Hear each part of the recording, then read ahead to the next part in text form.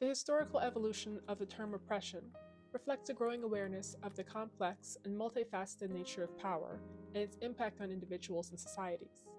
This video is based on the book The Psychology of Oppression by David Underthik.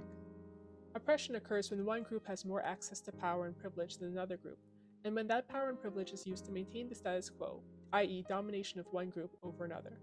Thus, oppression is both a state and the process, with the state of oppression being the unequal group access to power and privilege, and the process being the ways in which inequality between groups is maintained. Oppression as a state, or a condition, is the condition of inequality of power and privilege between social groups. Oppression as a process or an act is the process of maintaining the status quo of power, asymmetry, and inequality. But how does this work? The status quo can be maintained through either or both imposition and/or deprivation. And it uses 5 operating principles.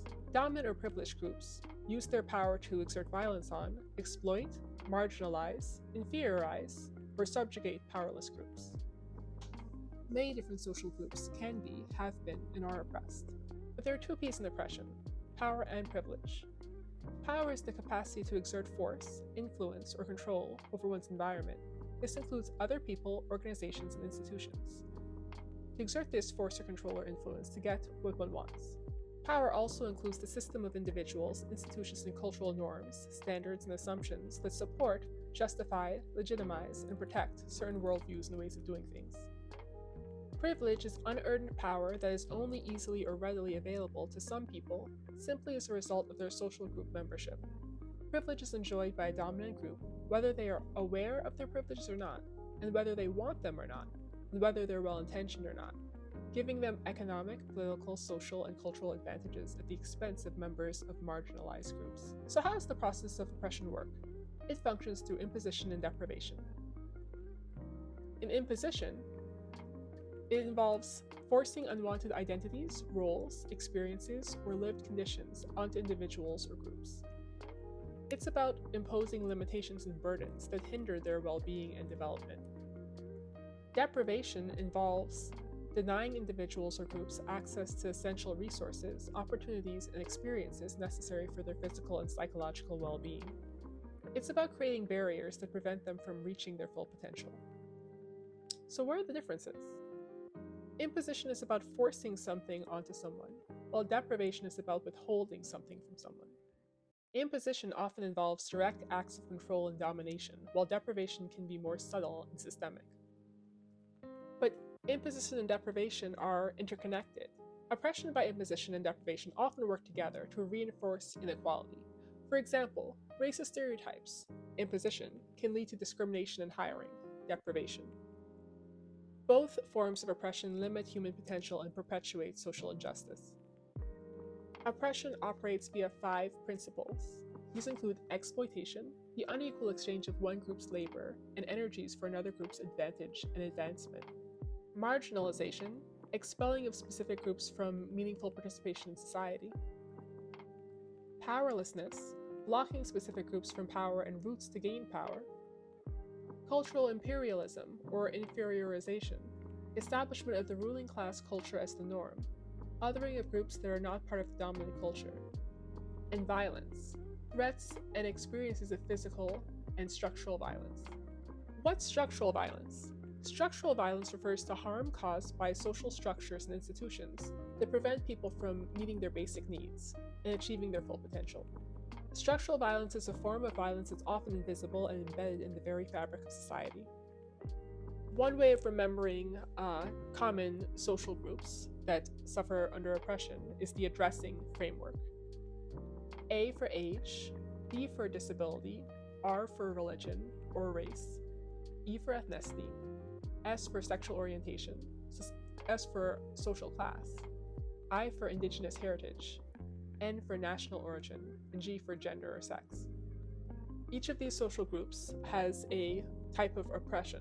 Types of oppression categorized by these social groups include racism, ageism, ableism, religious intolerance, racism, linguistic discrimination, linguistic imperialism, heterosexism, homophobia, transphobia, classism, xenophobia, and sexism. Linguistic imperialism is a form of linguistic discrimination which benefits and grants power to the dominating or oppressing language and its speakers. But how can we determine whether a particular social group is oppressed? One way is using Marilyn Frye's 5-point criteria. 1. There must be restrictions, barriers, or limitations on a person's freedoms. 2. The restrictions, barriers, and limitations must be harmful, and the harm must outweigh any potential benefits incurred as a result of those same restrictions. 3.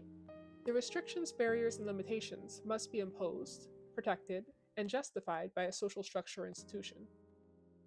4. The restrictions, barriers, and limitations must be suffered by people simply because of their social group membership. And 5. There must be a separate social group that maintains the status quo of oppression and who benefits from the imposed restrictions, barriers, and limitations. Oppression also has different levels, or different contexts. Interpersonal oppression is driven by and expressed as stereotypes, prejudices, and discrimination.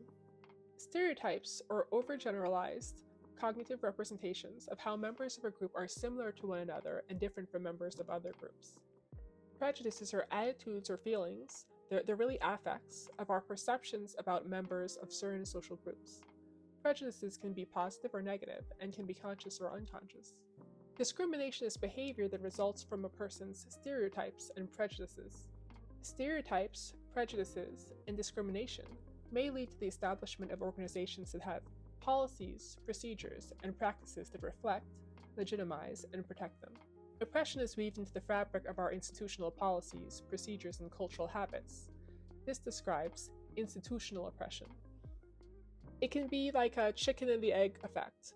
Unfairness in institutions can shape how people think, feel, and behave in ways that are consistent with the status quo of the standards, norms, culture, and climate of the institution. And eventually, people may forget that just because something is legal or a policy or a common practice, it doesn't mean that it's right, fair, or just.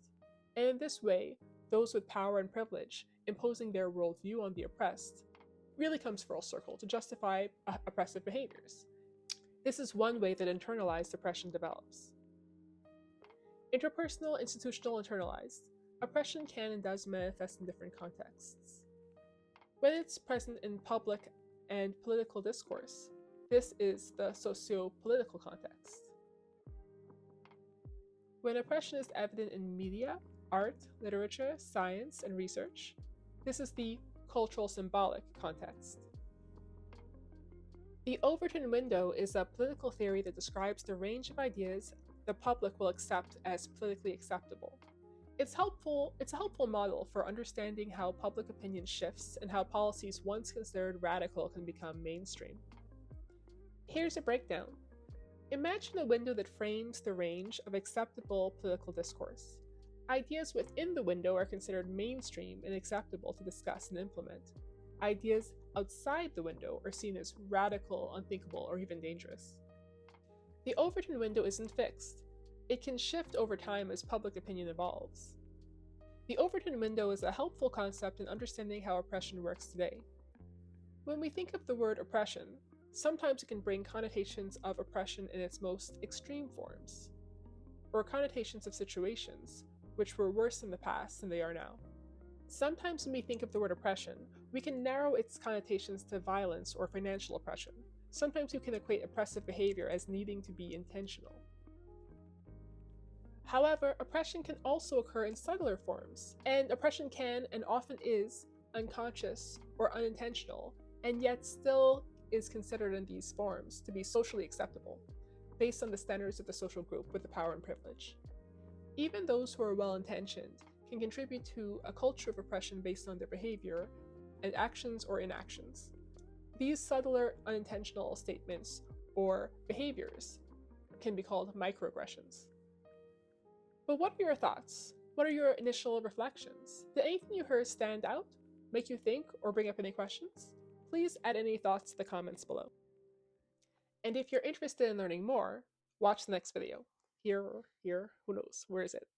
Much thanks for joining. Be well.